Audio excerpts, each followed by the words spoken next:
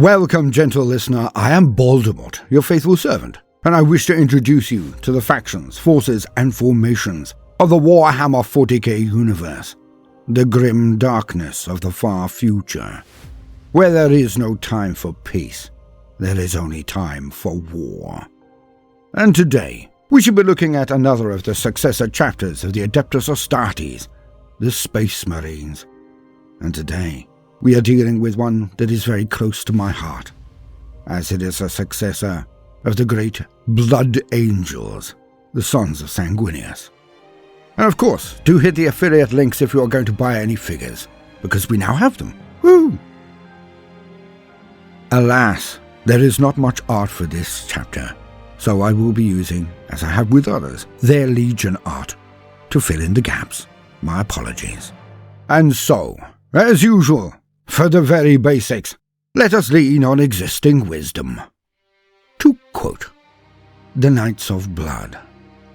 The Knights of Blood were a Space Marine chapter who were declared renegades and Excommunicate Traitoris by the High Lords of Terror on the advice of the Inquisition because of the terrible destruction they wrought against friends and foe alike. Yet the Knights of Blood still consider themselves to be loyal to the Emperor of Mankind, if not to his Imperium. The Knights of Blood were a successor chapter of the Blood Angels, created during an unknown founding. Chapter History. It is not known from which founding the Knights of Blood chapter was created, but they were an acknowledged successor chapter of the Blood Angels. They are likely to have been drawn from one of the later foundings, for like so many other late founding Astartes chapters, its gene seed appeared deeply and tragically deficient. Soon after their founding, the Knights of Blood began a galactic imperial crusade to purge the Emperor's foes.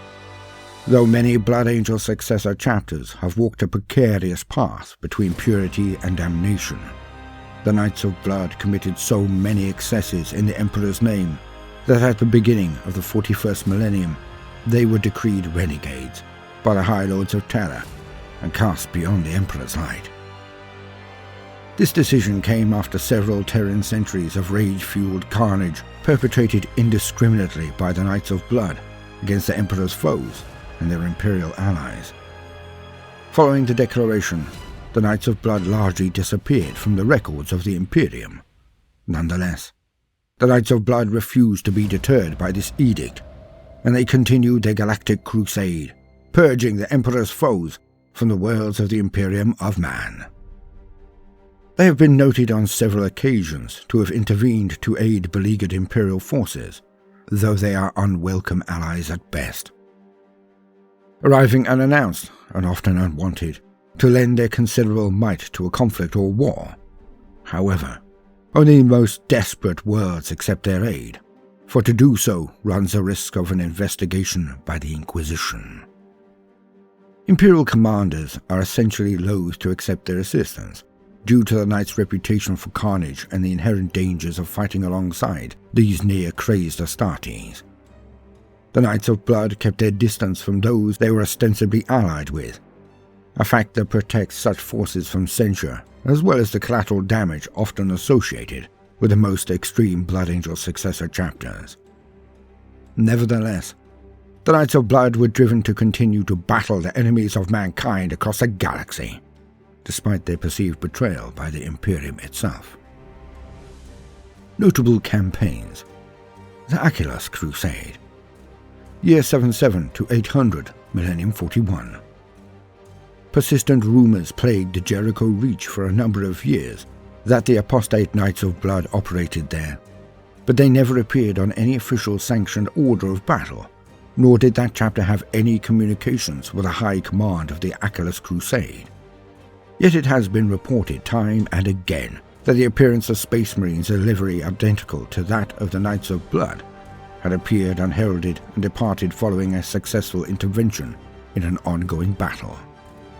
Though few in number, these unidentified battle brothers were always deployed to great effect. There are incomplete gun camera feeds and orbital spy lens pict captures, which provide only incomplete details in regard to the identity of this mysterious chapter. the Knights brought low. Year 999, Millennium 41. The military forces of the Farside Enclaves arrived at the same conclusions as the Tau Empire from which they seceded. They began fielding XV-104 Riptide battlesuits that had made their way into their possession alongside their veteran XV-88 broadside battlesuit teams. The first opportunity for their development in a live-fire situation came when a strike cruiser full of battle-hungry Knights of Blood made transition from the warp near the capital world of Lubgral. The red and silver armored Space Marines launched a terrible purge of the Earth-class specialists that dwelled in the planet's living nodes, killing almost 1,000 Tau before Commander Farsight's fleet appeared in low orbit. The vengeance of the battlesuits deployed onto Lubgral was measured and logical, but pitilessly effective. Every time the Knights of Blood launched their attacks against the large, obvious targets of the Firebase support cadres, they were intercepted before they reached their targets by blistering salvos from Farsight's hidden counter-crisis teams. In conjunction with the broadsides and riptides of the support cadres, Commander Farsight left the dusty surface of Lubgral littered with the smoking remains of powered armored bodies. Devastation of Baal. The Battle of Baal. 999, Millennium 41. The Knights of Blood assisted the Blood Angels in the defense of Baal against both the demonic hordes of the Bloodthirster Kabanda and the Tyranids of High Fleet Leviathan. Having been branded renegades, they wisely kept their distance from their fellow Successor Chapters during the fighting. Despite that, their sacrifice to the last Astartes on the moon of Baal Prime was instrumental in holding the tides of demons and Tyranids back long enough for the rest of the Blood Angel Successor Chapters that were present, particularly the Flesh Tearers, to flee the onslaught. Chapter Organization. Though originally compliant with the dictates of the Codex Astartes, the Knights of Blood have been ravaged by the genetic flaws of their ancestral gene seed. Though the chapter once tried to adhere to the Codex, adjustments to the structure of its battle companies were necessitated by the chapter's depleted numbers. Due to their predilection for close combat, most, if not all, of the Knights of Blood preferred to deploy as dedicated assault troops instead of in a tactical role like most Codex-compliant chapters. Chapter Combat Doctrine. The Knights of Blood were considered by the military forces of the Imperium to be the epitome of a dedicated assault force. Those who have actually witnessed them in action report a chapter consumed by savage butchery and carnage on an unparalleled scale. A Knights of Blood force in combat sought nothing more than to come to grips with an enemy in close combat, so they could rend them apart in a hail of blood with chainswords and power fists, and, if need be, their bare hands and teeth. As a knight's barely controlled bloodlust rises in battle, heavy weapons and armored vehicles are eschewed so that these Astartes can rush forward to destroy their enemies in close combat. It is assumed that the chapter had extremely limited vehicle resources, which more often tended to be used as transports, since the Knights of Blood prefer to surge forwards and take the enemy with bolt pistols and melee weapons. Once unleashed, these bloody-handed sons of Sanguinius permitted nothing to stand between themselves and the gratification that they could only find in close combat. There have been many documented occasions where Allied forces found themselves the victims of the Knights of Blood's unrestrained savagery in combat. The Knights remained unrepentant to the end regarding these supposed incidents of fratricide. The reported carnage that usually followed a Knights of Blood engagement earned them the enmity of many an Imperial commander, as well as their fellow Astartes chapters. This growing political wrath from many corners of the Imperium resulted in their continuing censure by the Inquisition and their ultimate status as renegades, following a decision of the High Lords of Terror, arranged by the chapter's many powerful political enemies on the throne world. Chapter Gene Seed.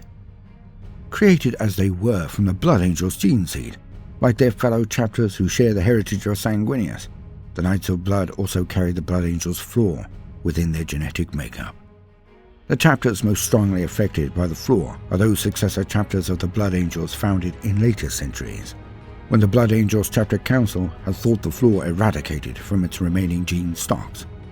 In reality, the flaw has merely degenerated into new and even more worrying forms, and so the battle brothers of those chapters founded recently do not suffer slight lapses of control, but teeter on the brink of full-blown insanity when the Black Ranger Rent Thirst manifest themselves.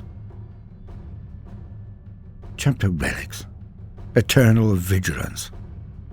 Eternal Vigilance is a two-handed sword, masterfully forged of an alloy of rare metals, granting it hardness and sharpness surpassing any blade not otherwise enhanced by the projection of a power field.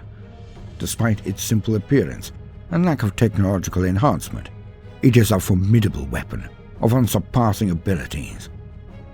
Shortly before the Jericho reaches Age of Shadow, one of the Knights of Blood's most gifted artificers presented the blade to the steward of Watch Fortress Erioch. By this gift, the chapter reaffirmed their oath of support to the Death Watch. Chapter Colors. The Knights of Blood had a two-tone color scheme with dark red covering the helmet, shoulder pauldrons, aquila, and part of the backpack, whilst their torso, arms and legs and backpack exhausts were silver in color. Like the Blood Angels, the Knights of Blood company designations is displayed on the right shoulder plate in the form of a skull for the Veteran First Company, or a different color blood drop for their other companies. A Knights of Blood squad designation was determined by symbols commonly used by the Blood Angels and their successor chapters, and placed on the right knee plate. Chapter Badge. The Knights of Blood chapter badge was a white shield with a red blood drop at its center, with two crossed black swords behind it. And the Knights of Blood, the sons of Sanguinius, so often treading the line, so close to teetering every day. Inevitably, some forces, some units will fall. But even so, even when they were just weapons of carnage and destruction, still, they felt that they served the Emperor, and still, they arrived at Baal to protect the body of their Primarch. Although they may have committed many vast and heinous acts of horror, there will be many in the Imperium who live because they died. I have been Voldemort, your faithful servant. If you are intent on gaining any figures, then do please consider getting a discount and using one of our affiliate links, as that helps us out of the guides, so good deed while filling a need, so to put it. And do consider liking and subscribing. If you do, then please hit the notifications button, as I would not wish you to miss out. Now, no matter what you do today, do try to make some time for fun. Toodaloo.